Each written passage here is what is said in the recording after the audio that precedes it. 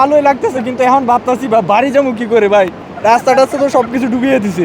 ভালোই লাগছে। আমি আমার ছেলের বউ, হাজবেন্ড, নাতি নাতনি নিয়ে সবাই নিয়ে আসছি।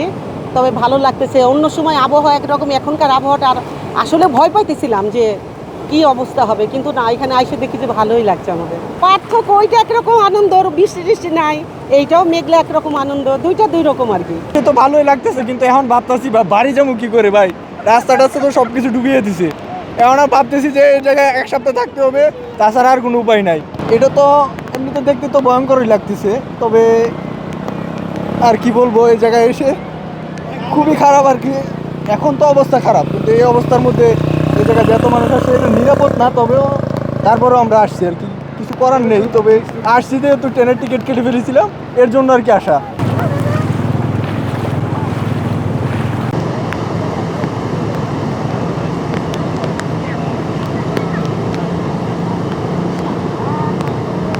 আগের থেকে এটা একটু বেটার লাগতেছে, কারণ হচ্ছে সমুদ্র বিলাস করতে এসে সাথে বৃষ্টি বিলাসও পেয়ে গেলাম। এদিক দিয়ে খুবই ভালো লাগতেছে। হাজব্যান্ডের সাথে এসেছি, তারপর হচ্ছে কাজিনরা আছে, সবাই মিলে একটু আনন্দ করতেছি।